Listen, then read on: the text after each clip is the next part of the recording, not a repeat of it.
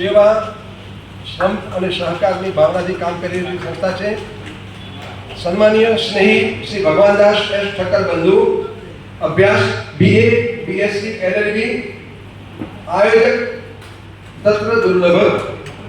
એ શ્લોકને યથાર્થ કરતા સતત પ્રવૃત્તિમય જીવન જીવતા અનેક સિદ્ધિ પ્રાપ્ત આપની વિરલ પ્રતિભાનું અભિવાદન કરતા અમે પ્રસન્નતાની લાગણી અનુભવીએ છીએ. RFO તરીકે શરૂ થયેલી આપની કારકિર્દી જિલ્લા ઓફિસર સુધી વિસ્તરી હતી. દર ગુરુવારે ડીસામાં ગૌ સત્સંગ મંડળ દ્વારા જલારામ બાપાના ભજનો દ્વારા આપે સેંકડો ભાવિકોને ભજનાનંદી બનાવી 5.5 વર્ષમાં 87 લાખ રૂપિયા કરતાં પણ વધારે દાન પ્રાપ્ત કરી 30 જેટલી ગૌશાળાને પહોંચાડ્યું છે. ધાર્મિક ક્ષેત્રે ડીસા જલારામ મંદિરના ઉપપ્રમુખ, આબુ રોડ જલારામ મંદિરના મંત્રી તથા બનાસકાંઠા જિલ્લા ગૌરક્ષક સમિતિના પ્રચારક તરીકે આપની વિશિષ્ટ ભૂમિકા રહી છે.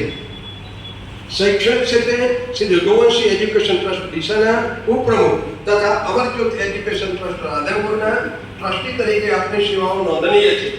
સાહિત્ય ક્ષેત્રે શ્રી અખિલ ભારતીય સાહિત્ય પરિષદ બનાસકાંઠાના અધ્યક્ષ તથા બનાસ સાહિત્ય કલા સંઘમાં પણ આપનું યોગદાન રહ્યું છે. સમાજના સંગઠન ક્ષેત્રે ડીસા અને બનાસકાંઠા જિલ્લાના રઘુવંશી લોહાણા સમાજ લોહાણામાં પરિષદના ઉત્તર ગુજરાત ઝોનના પ્રમુખ, શ્રી અખિલ ગુજરાત લોહાણા સમાજના મહામંત્રી તેમજ વરિષ્ઠ ઉપપ્રમુખ તથા ડીસા રઘુવંશી વિદેશી લોહાણા સમાજના પ્રમુખ તરીકે આપે આગવી સિદ્ધિ પ્રાપ્ત કરી છે. સેવા ક્ષેત્રે શાંતિધામ ટ્રસ્ટ ડીસાના પ્રમુખ તથા વંચિત સેવા ટ્રસ્ટના ઉપપ્રમુખ છો. ઇન્ડિયન રેડ ક્રોસ સોસાયટી ડીસામાં આપણી બહુમૂલ્ય સેવાનો કીર્તિમાન સ્થપાયેલો છે. રાજકીય ક્ષેત્રે થરામાં RSSની સ્થાપના તથા બનાસકાંઠા જિલ્લા ભાજપના કારોબારી સભ્ય તરીકે સેવા બજાવી રહ્યા છો. બંધુ સેવા ટ્રસ્ટની સ્થાપના દ્વારા આપે અનેક વિદ્યાર્થીઓની પ્રતિભાને મોકલી છે. ઉદ્ઘોષક તરીકે 40 વર્ષથી આપે આગવી નામના મેળવી છે. આપ આપની ઉર્જાસભર ડાયનેમિક બહુમુખી પ્રતિભાને આ સન્માનપત્ર દ્વારા સન્માનિત કરતા અમે ગૌરવાન્વિત થઈએ છીએ.